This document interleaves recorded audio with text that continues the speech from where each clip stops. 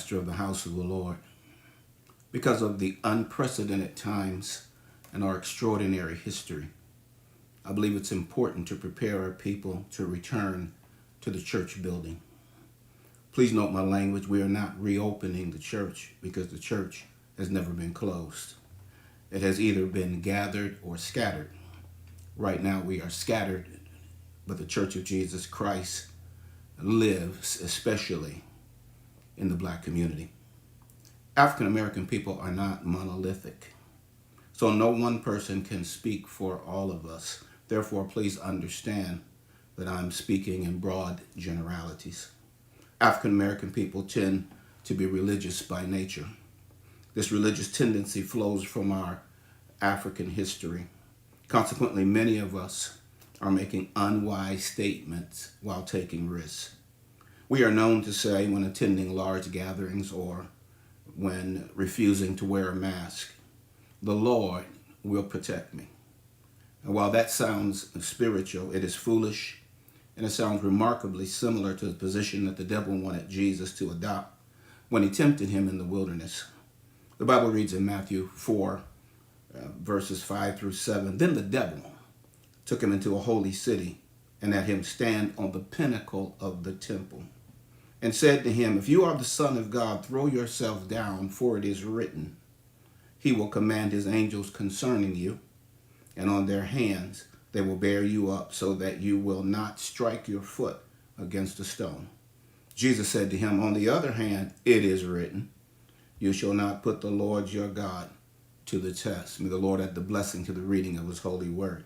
Jesus knew that he should not put God to the test, even though God loved him and had given certain prophecies concerning his welfare. To treat those prophecies lightly was an unnecessary test of God.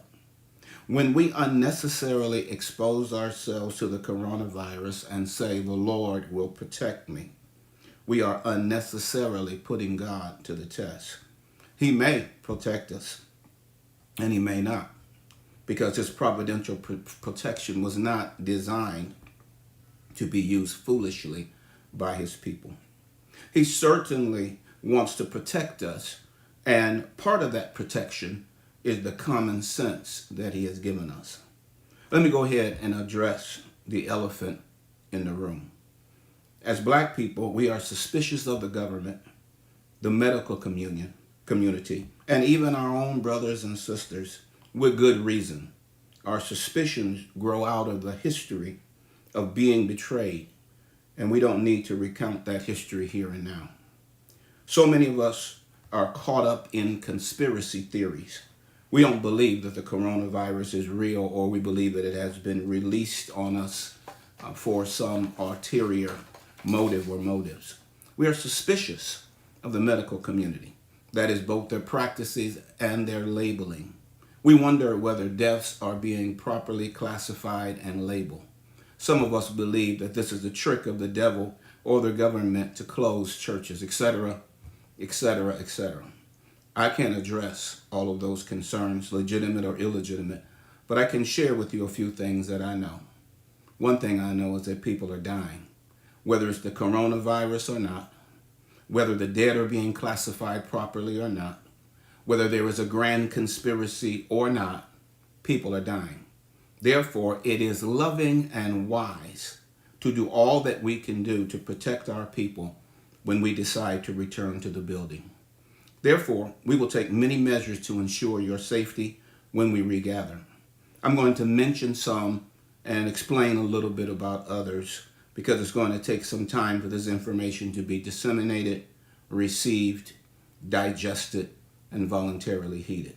First, if you have any illnesses that could compromise your safety, continue to watch the live streaming that we will continue to broadcast for the foreseeable future.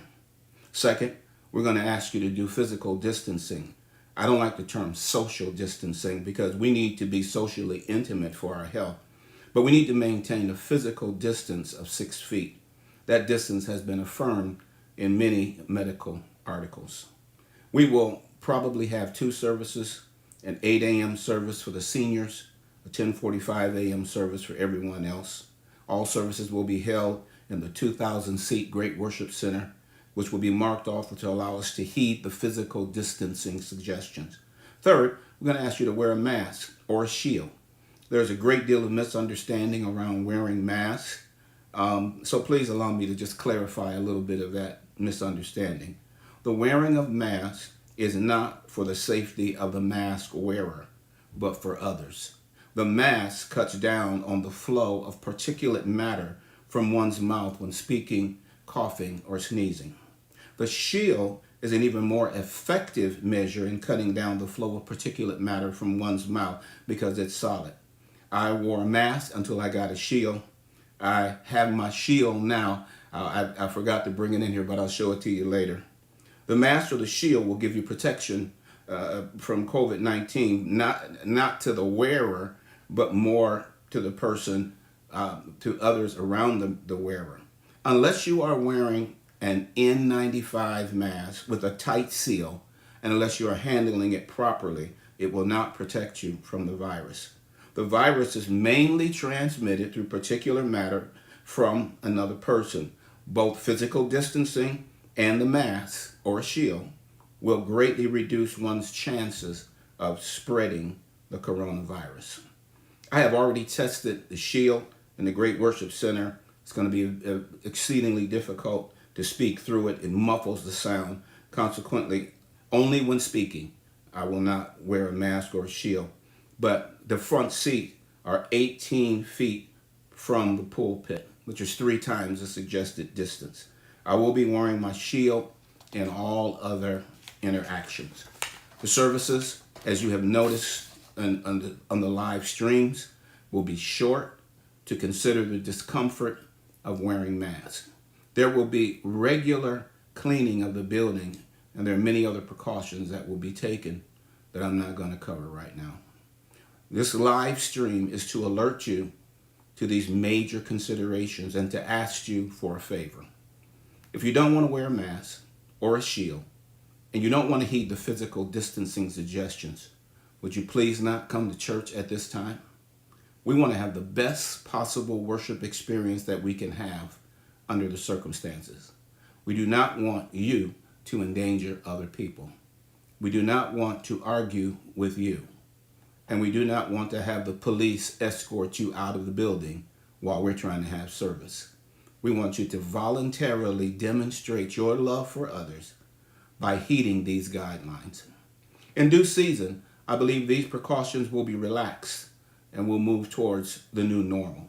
Paul's words to the church at Corinth concerning speaking in tongues is applicable here. He wrote, 1 Corinthians 14:40, but all things must be done decently and in an orderly manner.